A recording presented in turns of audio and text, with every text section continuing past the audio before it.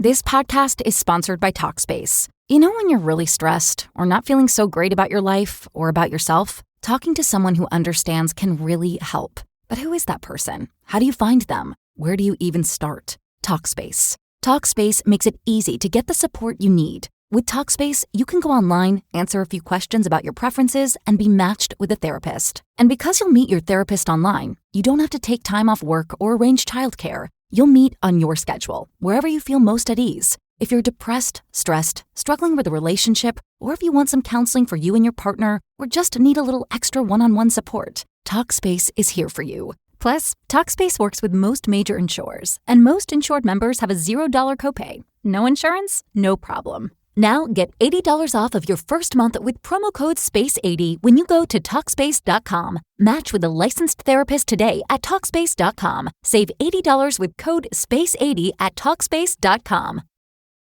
Rockets were in the news yesterday over at Toyota Center. I was not able to attend. I was hosting the show, and it was likely going to be a wrap by the time I got down there. Nonetheless, we have our Rockets insider, Ben DuBose, joining us. You know Ben's work. He does a great job there with USA Today's The Rockets Wire as well. An analyst for us. You also hear his pod, The Lager Line, which you can hear with us. He also contributes Locked on Rockets. Good morning, Ben DuBose. How you feeling here? Wild card round one.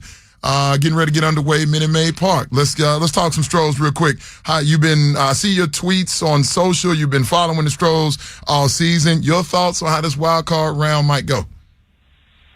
I'm nervous because it's a best of three, and baseball is a sport where, look, anything can happen in a three-game sample. The Astros got swept in Cincinnati less than a month ago. So nothing is a done deal, and you're playing against an ace today.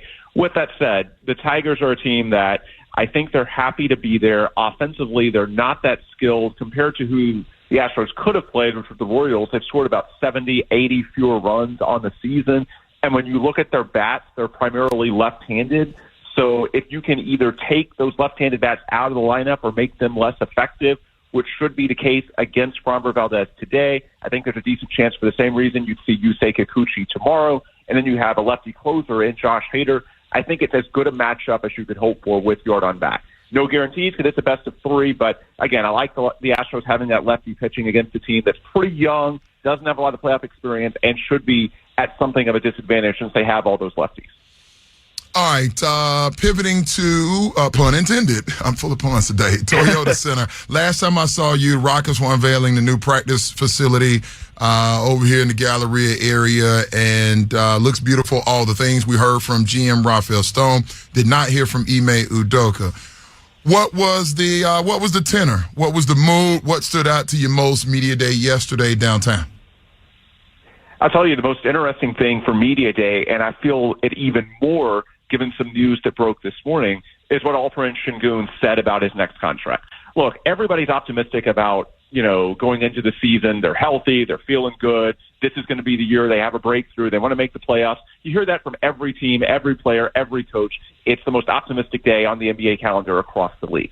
So while guys are in a positive state of mind, that's not really news. That's always the case. It's the first day of school. Everybody's optimistic. Nothing gets real until there are actual games to play and they lose a few and you see what happens.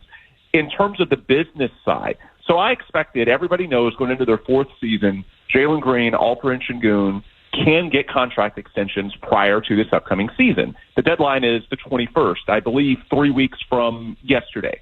And so because the Rockets could have a lot of financial flexibility in 2025, they have a team option on Fred VanVleet's deal, the thinking has been that the Rockets might wait until 2025 to give those new deals to Jalen and Sengun rather than guarantee the money early, simply because it makes more sense from a business perspective. However, with all that in mind, I expected yesterday to be a case where everybody just downplayed and said, I'm focused on winning. That's what you heard from Jalen, from Rafael Stone. You heard what he always says, which is I don't talk about player contracts.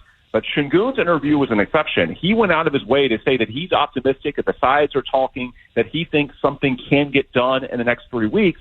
And now this morning, there's a story from Jonathan Fagan of the Chronicle, best beat writer that the team has, saying that it's not wishful thinking, that there is, quote, a realistic chance that an extension gets done between Sengun and the Rockets by that October 21st deadline. And it's interesting. It might cost them a little bit in terms of flexibility. So I'm guessing the Rockets would have to get something back in order to guarantee him that deal a year early. Maybe it's slightly friendlier financial terms. Maybe there's a team option. But I think the bottom line, the reason they would think about doing this, Stan, look at the message it sends to those other young guys. Amen Thompson, Cam Whitmore, Jabari Smith, Tari Eason, Reed Sheppard. Alperen Sengun was not just a feel-good story here. He was third in most improved player voting, and he might have won it if he didn't sprain his ankle in March. He was very nearly an all-star.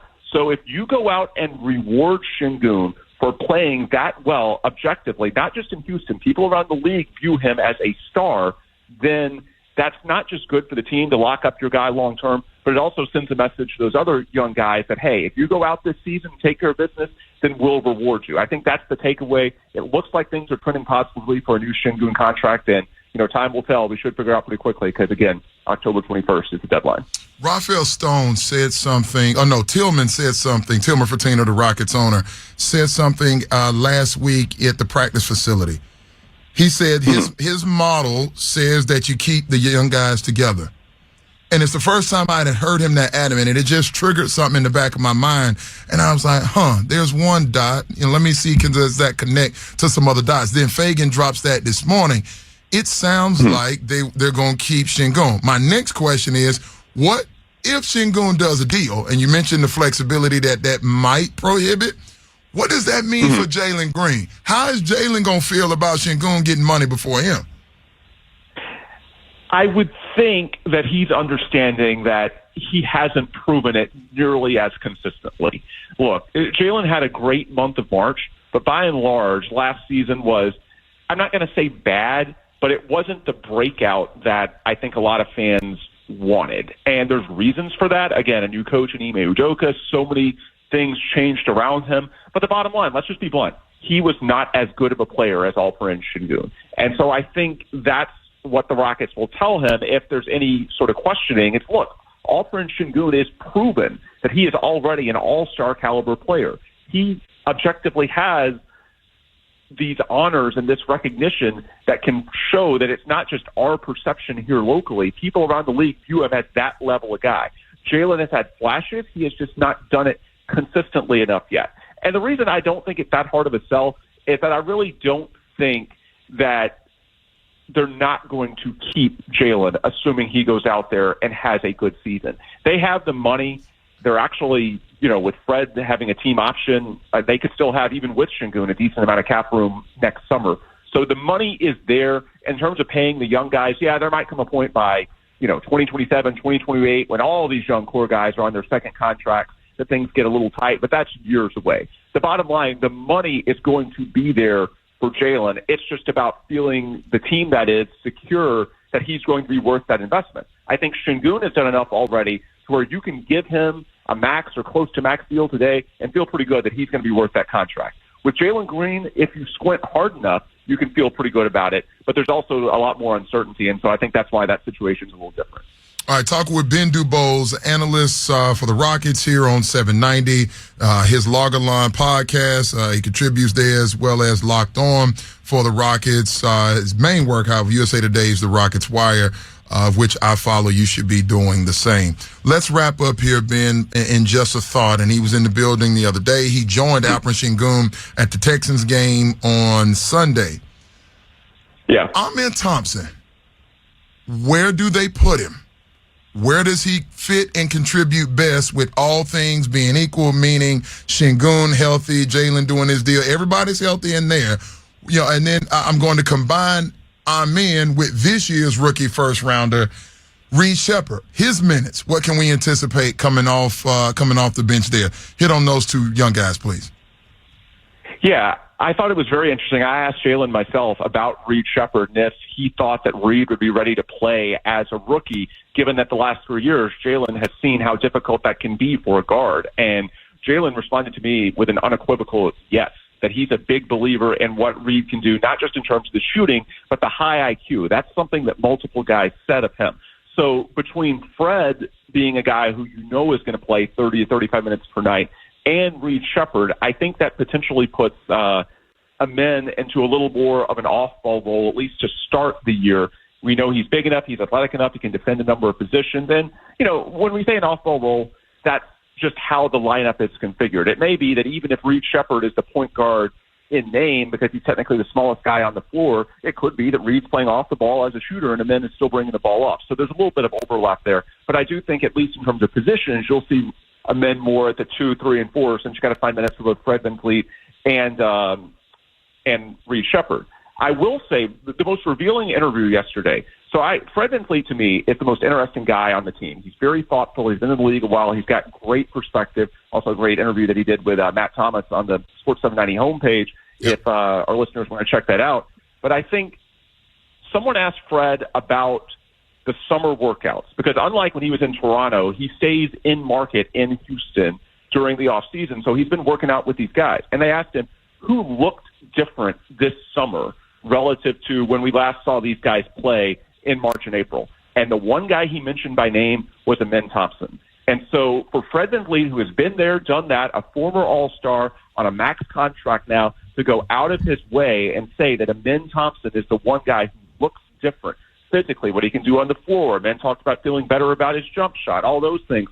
I don't think Fred would make a comment like that lightly. Again, Amin was the one guy he singled out by name. So if you want some optimism, the fact that Fred VanVleet is buying in on Amin Thompson, I don't think he would say that lightly. That's a really encouraging sign. Intriguing it is. That is the voice of Rockets analyst for us here at 790, Ben DuBose, editor, USA Today's The Rockets Wire, contributing to the Log and Line pod as well. Follow him as NBA season is upon us. He is at Ben DuBose, DuBose. Ben, I know you'll be watching the Stros this afternoon. Enjoy. We'll be talking about some Rockets here real shortly. Appreciate you joining us today. Sorry about that yesterday. Thanks for having me. All right, there it is. My guy, Ben DuBose.